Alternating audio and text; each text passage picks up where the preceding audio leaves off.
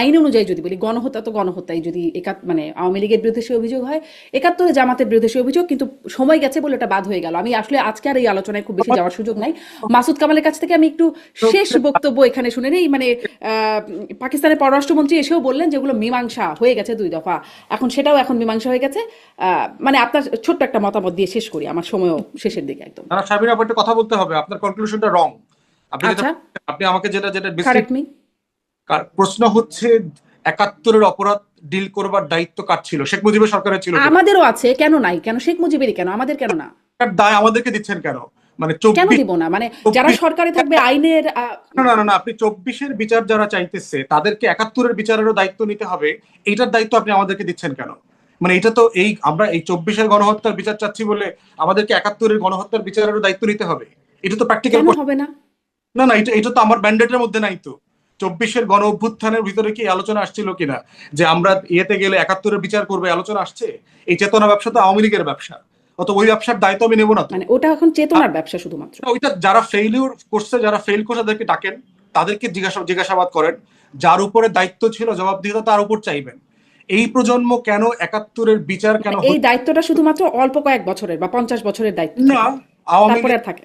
বাংলাদেশের সবচেয়ে বেশি সময় ক্ষমতায় কারা ছিল? এই চেতনা ব্যবসায়ীরাই তো ছিল। কারা ছিল বলেন? গত হুম, ৫৩ আওয়ামী বছর লীগই ছিল এখন। আওয়ামী লীগ ছিল।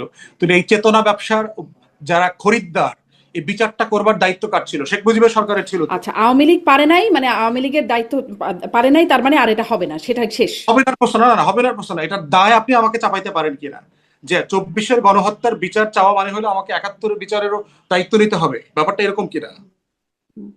না, সেইটা সেই বিষয়টা না, আমি একটু রিফ্রেশ করি কথাটা।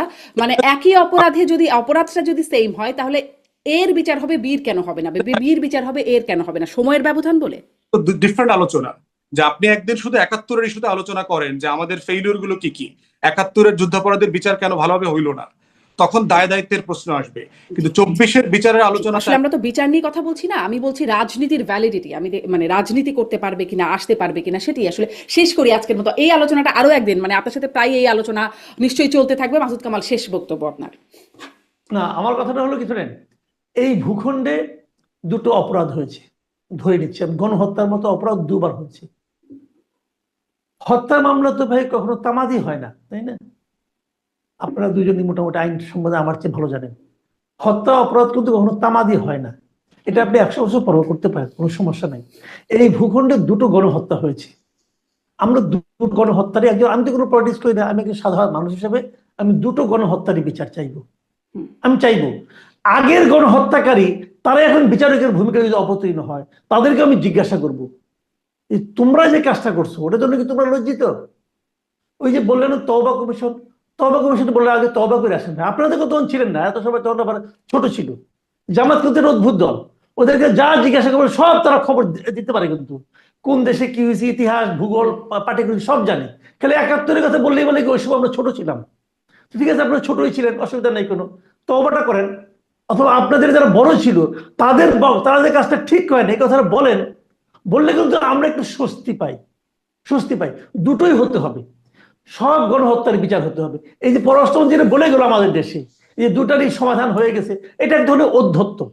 এই অধ্যত্বটা আমরা তাদের ডেকে এনে এই অধ্যত্বটা আমরা শ্রবণ করলাম, আমরা এই জন্যই ডেকেছিলাম কিনা জানি না, এটা এক ধরনের অধ্যত্ব। ভাই, পৃথিবীতে আপনি যদি কোনো গণহত্যা করেন, এই ধরনের কোনো ঘটনা, ইরাচা আপনি বলেন ইরাক কি কুয়েতকে ক্ষতিপূরণ দেয় নাই?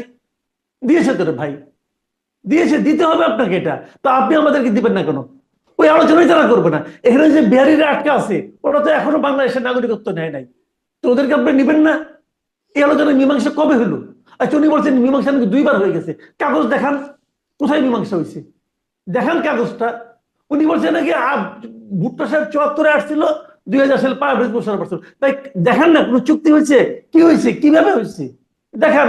বলে যে হ্যাঁ বুঝলাম, তাহলে শেখ মুজিবটাকে আনলো কেন, শেখ মুজিবটাকে জড়াই ধরলো কেন, এগুলি বলেন আপনি। শেখ মুজিব ভুল করছে এই জন্য এটা আমি বলবো না? সে ভুল করতে পারে, ২০০০ সালে যে ক্ষমতা ছিল সে ভুল করতে পারে, কিন্তু আমার যে দাবিটা জাতি হিসেবে আমাদের দাবিটা এটা তো ভ্যালিড, সেটা আপনি আমাকে দেখান কোথায়। তো উনি যেটা বলছেন ওটা এক ধরনের অধ্যত্ব, এবং সে অধ্যত্ব দেখাই গেছেন। আমাদের দেশে আমাদের পররাষ্ট্র উপদেষ্টা তো এটা প্রতিবাদ করছেন, উনি তো এটা মানেন নাই, উনি ঠিক বলেন নাই। তো আমি আমাদের পররাষ্ট্র সচিব আমাদের গভর্নমেন্টের কাছ থেকে এ ধরনের আচরণ আশা করি, তারা ঠিক করেছেন।